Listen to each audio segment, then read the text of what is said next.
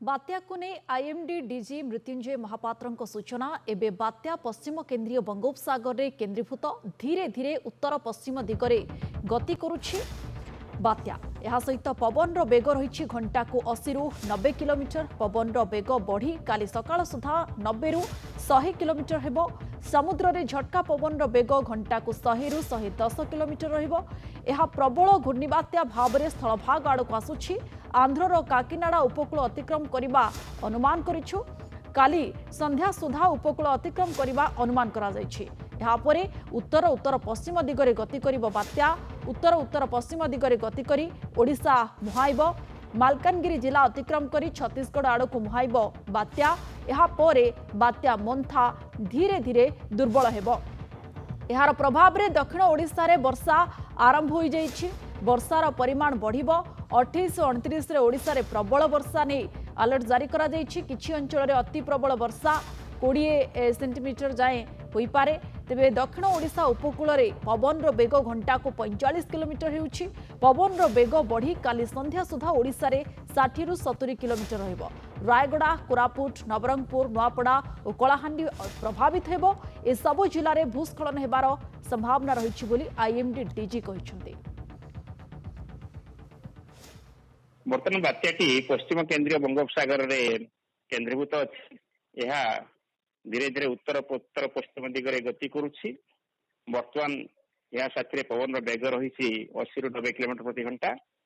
धीरे धीरे पवन बेग और बढ़ी काली सकाळ सुधा 90 रु 100 किलोमीटर प्रति घंटा गोष्ठी 110 किलोमीटर प्रति घंटा हेबार संभावना रही पश्चिम केन्द्रीय बंगोपसागर रे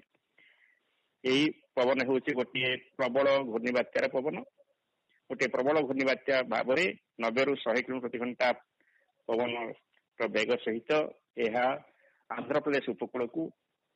काकीनाडा पाखापाखि अंचल अतिक्रम पूर्वानुमान करूँ आसंता काली 28 तारीख संध्या रु राति मध्य उपकूल अतिक्रम कर उत्तर उत्तर पश्चिम दिगरे गति करके ओडिशार मालकानगिरी जिला पाखापाखि अंचल अतिक्रम कर छत्तीसगढ़ आड़ को मुहाइब और धीरे धीरे दुर्बल हेबो तेणु यार प्रभाव में सामान्य मध्यम धरण वर्षा आरंभ हो जाइए दक्षिण ओडिशा जिला मानकरे धीरे धीरे वर्षा परिमाण बढ़िबो आसंता काली 28 तारीख और 29 तारीख रे ओडिशा रे सबुठ अधिक वर्षा हेबो केतेक जगह प्रबल अति प्रबल वर्षा सहित अल्प केतेक जगह अत्यंत प्रबल अर्थात 20 सेंटीमीटर अधिक वर्षा मध्य हेई पारे पवन बेग आज 35 रु 45 किलोमीटर प्रति घंटा चली दक्षिण ओडिशा उपकूल निकट समुद्र रे या धीरे धीरे बढ़ी आसंता काली सकाळ बेलू 45 रु 55 किलोमीटर प्रति घंटा गोष्ठी से 65 किलोमीटर प्रति घंटा हेबो एवं काली संध्या बेलू सबुठ अधिक पवन जहाँ ओडिशा रे हबार अछि ता होती 60 रु 70 किलोमीटर प्रति घंटा गोष्ठी से 80 किलोमीटर प्रति घंटा दक्षिण ओडिशा और उपकूलवर्ती जिला मानकर जो समुद्र रही उपकूल अंचल रे एवं सही पवन मध्य दक्षिण ओडिशा जो जिला गुड़िक बात्यार प्रभाव पड़ो आभ्यंतरण जिला सेठे प्रभावित हे से गुड़िक होउछि रायगड़ा कोरापुट मालकानगिरी नवरंगपुर कलाहांडी नुआपड़ा इत्यादि आखपाख अंचल सेठे 60 रु 70 किलोमीटर बेगर पवन बहवा सहित गोष्ठी से 80 किलोमीटर बेगर पवन प्रभावित हो पारे यही पवन 28 तारीख सकाळ आरंभ करके 28 तारीख संध्या पर आरंभ हो पारे एवं 29 तारीख प्रातः काल पर्यंत चलिबार संभावना रही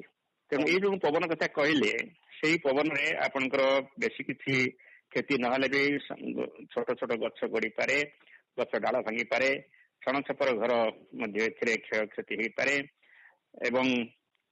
आपनकर जो स्टैंडिंग क्रॉप्स रही मन कर धान अच्छी कि मन कर कदली सजना गछ कि आपनकर एभली जो सब विभिन्न प्रकार हॉर्टिकल्चरल क्रॉप होती से प्रभावित होबार संभावना रही